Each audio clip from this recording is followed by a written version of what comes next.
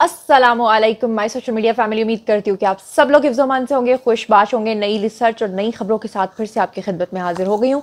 आज मैंने आप लोगों के साथ 8 पॉइंट्स जो हैं वो शेयर करने हैं, तो जल्दी जल्दी टाइम वेस्ट किए बिना जो है वो मैं आप लोगों के साथ शेयर कर लेती हूँ। थोड़ा सा आपको रनडाउन बता दूँ कि आज मैंने आपको बताना है कि पीटीआई जो है वो तकरीबन सियासी यतीम हो चुकी है। तकरीबन सारे ही लोग जो हैं वो छोड़कर चले गए हैं। कौन कौन लोग छोड़ के गए हैं, उनका नाम, उनका काम, उनका सब कुछ आपको बताऊंगी।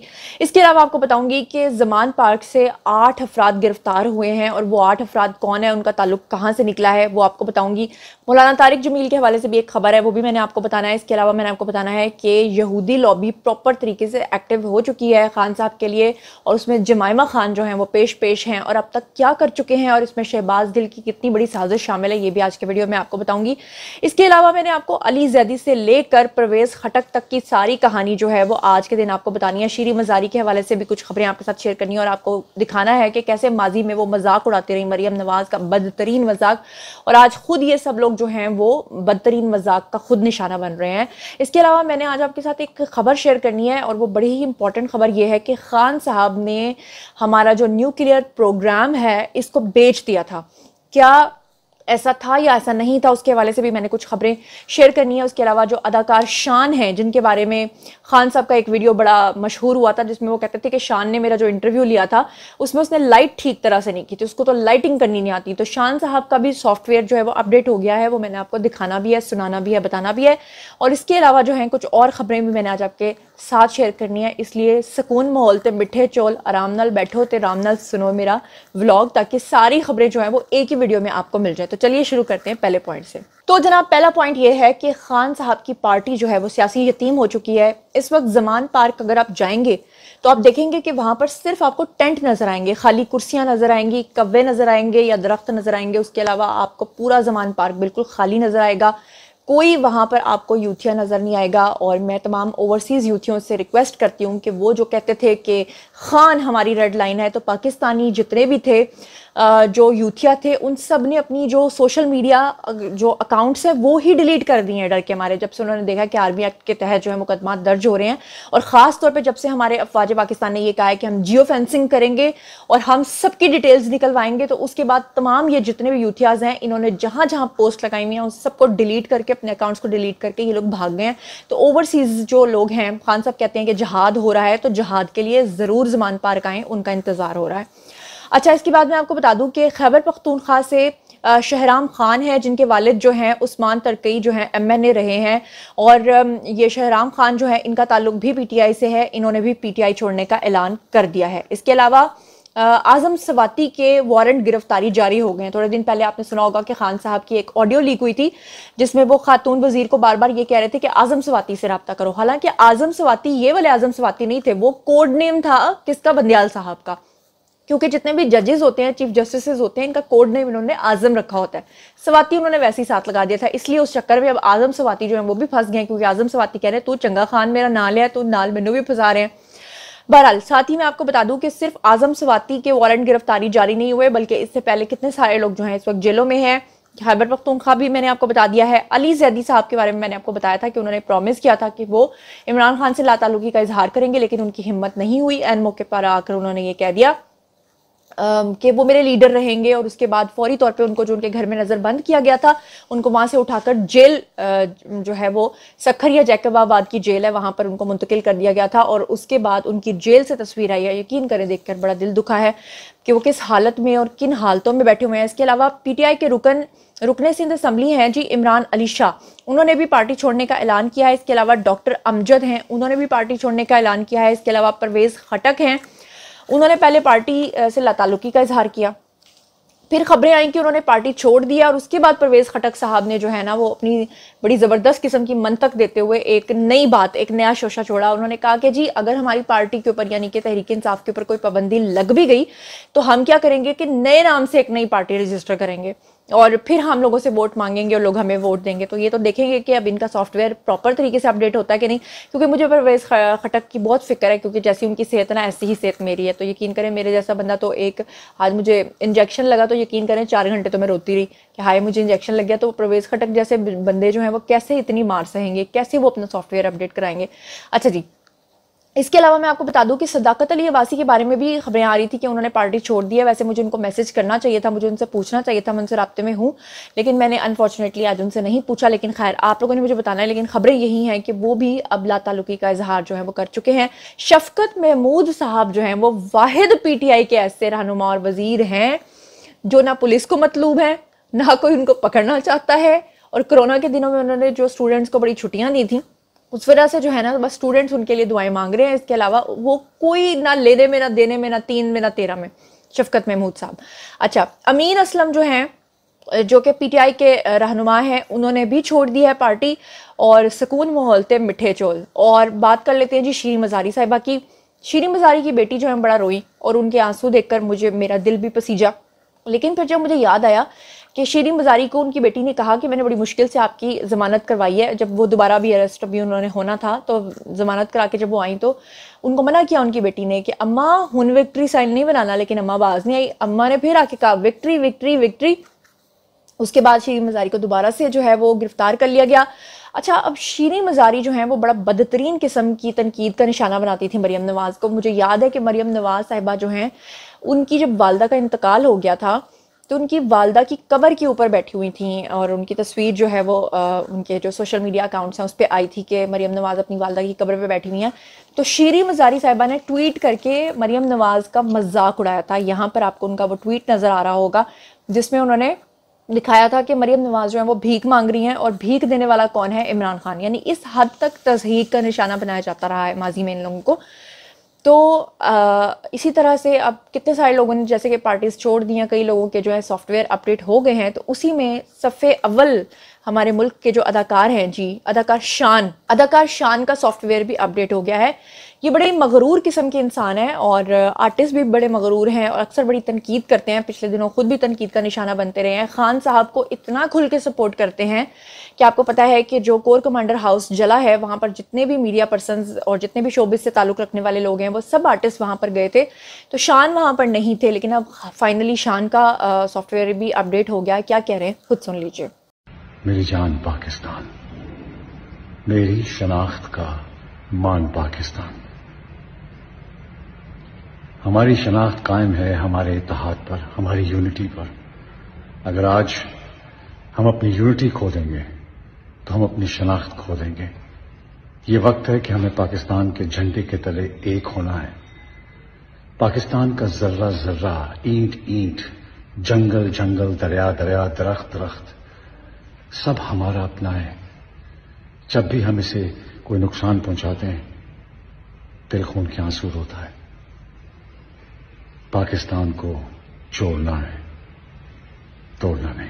और अब मैं आपके साथ इंतहाई खतरनाक किस्म की खबर जो है वो शेयर करने जा रही हूँ और वो ये है कि सलीम साफ़ी ने कुछ दिन पहले एक ट्वीट किया और उसमें उन्होंने इमरान खान को कहा कि इमरान खान, आप कुरान पाक की कसम उठाएं और कसम उठाकर आप बताएं लोगों को कि क्या आपने 80 अरब डॉलर्स में हमारा जो न्यूक्लियर प्रोग्राम है, हमारे जो एटमी असासे हैं, उनको रूल बैक करने के मुआहदे पर दस्तखत नहीं किए थे क्या?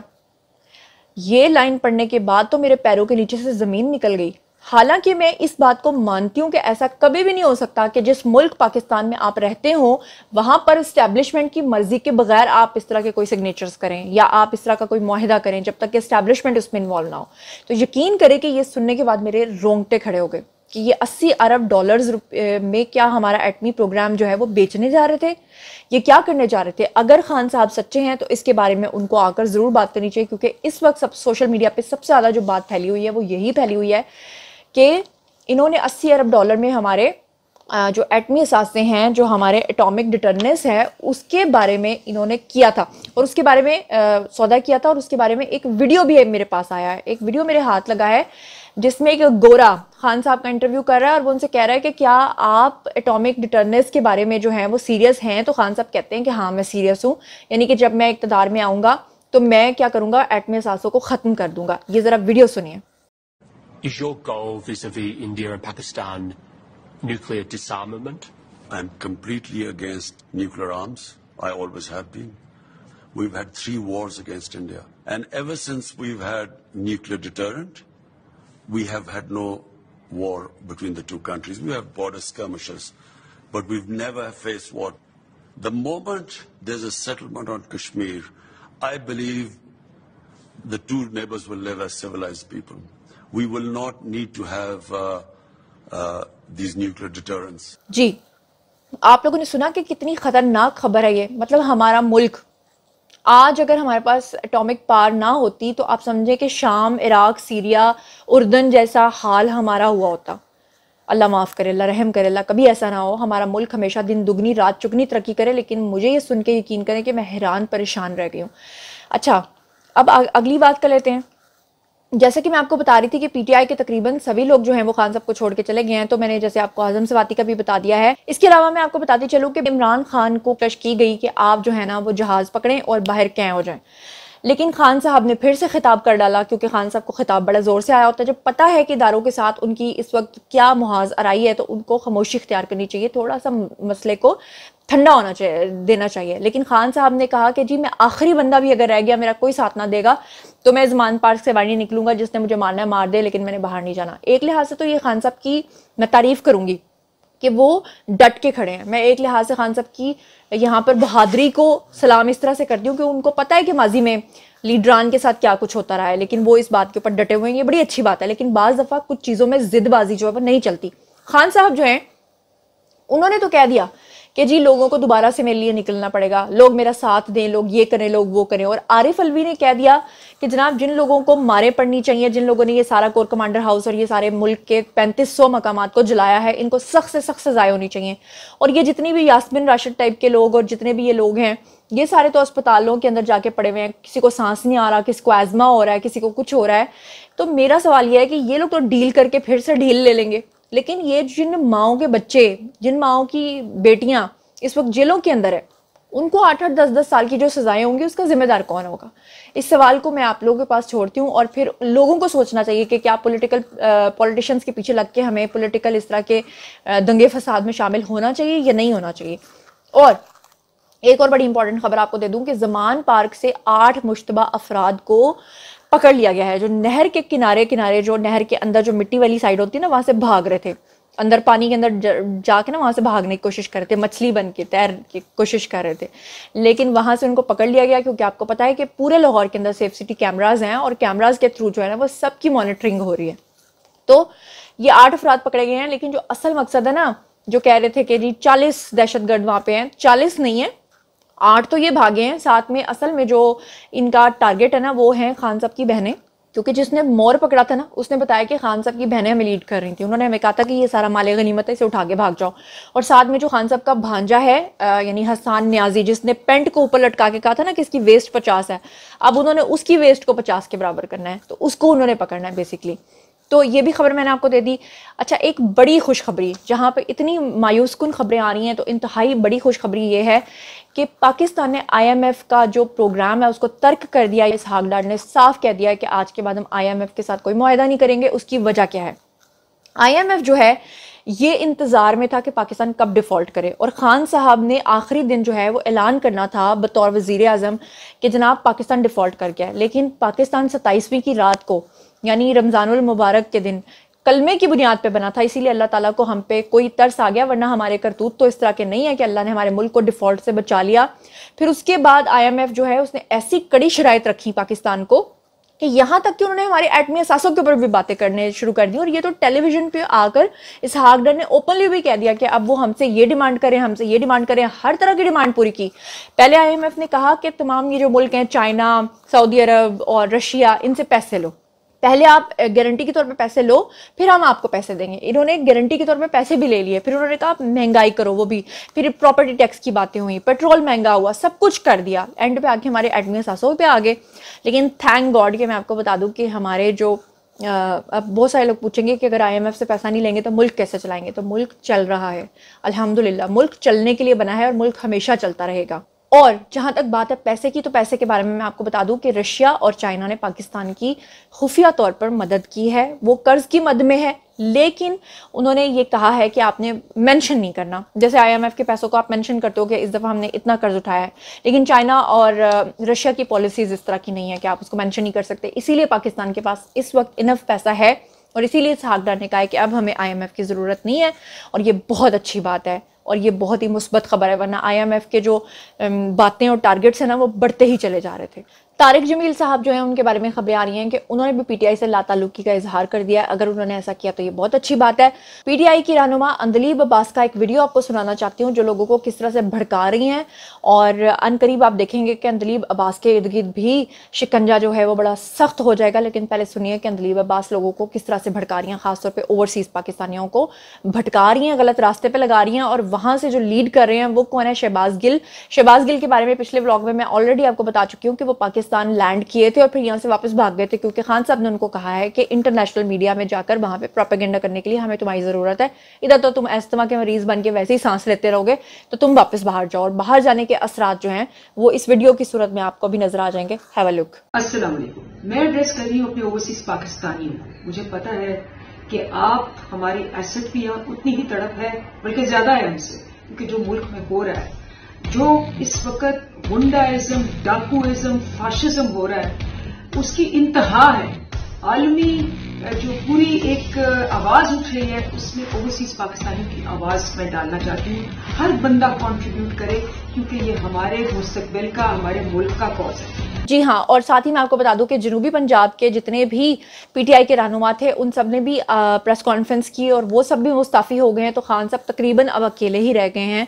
और शाह महमूद कुरैशी के बारे में भी कहा जा रहा है कि वो पीपल्स पार्टी में जाने के लिए पर तोल रहे हैं, लेकिन पीपल्स पार्टी ने अभी तक उनको हाँ नहीं की। और फवाद चौधरी जो हैं वो मिन्नतें कर रहे हैं PMLN की, लेकिन PMLN वालों ने भी अभी तक उनको कोई भी हामी नहीं भरी है। और जमाइमा खान जो हैं वो इस वक्त यहूदी लॉबी के साथ मिलकर, अपने भाई के साथ मिलकर, जो कांग्रेस के लोग हैं और जो अमेरिका के जितने पॉलिटिशियंस हैं और जो उनका जो भी तरीकाकार है वहां पर उन सबसे रिक्वेस्ट कर रही हैं और वापस सिग्नेचर्स करवा रही हैं एक वो खत के ऊपर कि बराए मेहरबानी जो है किसी तरह से डील करवा के इमरान खान को बचाया जाए। तो जनाब ये सारी थी आज की खबरें। अब बारी है जी आप लोगों की। आइए कमेंट सेक्शन में बताइए, क्या पाकिस्तान ने IMF के साथ जो मुआहदा अब ख़त्म करने का ऐलान कर दिया कि हमने इनके साथ कोई मुआहदा नहीं करना और IMF फ्री पाकिस्तान हो गया, इसके बारे में आप लोगों का क्या ख्याल है? जितने भी लोग पार्टी को छोड़कर जा रहे हैं उसके बारे में आपका क्या ख्याल है? खान साहब जो है वो एक कदम भी पीछे हटने को तैयार नहीं है, उसके बारे में आपका क्या ख्याल है? और जमाइमा खान और ये जो अंदलीब और अब्बास और जो साथ में वो क्या है शहबाज गिल, ये जो भी हरकत सकनात कर रहे हैं, इसके बारे में आप लोगों का क्या ख्याल है? जो लोग छोड़कर चले गए हैं उनके बारे में आप लोगों का क्या ख्याल है? शीरी मजारी जो माजी में इतना गंदा प्रोपेगेंडा करती रही हैं और अब सुकून मोलते मिठे चोल, खुद वो जेल के अंदर बैठी हुई हैं, उसके बारे में आपका क्या ख्याल है?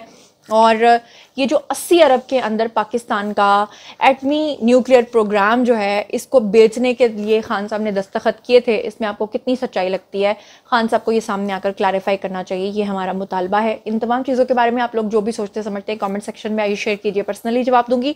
मजीद खबरें, व्लॉग्स, इंटरव्यूज़ और सियासी तस्दीर जानने के लिए हमेशा कनेक्टेड रहना हरगिज़ मत भूलिएगा।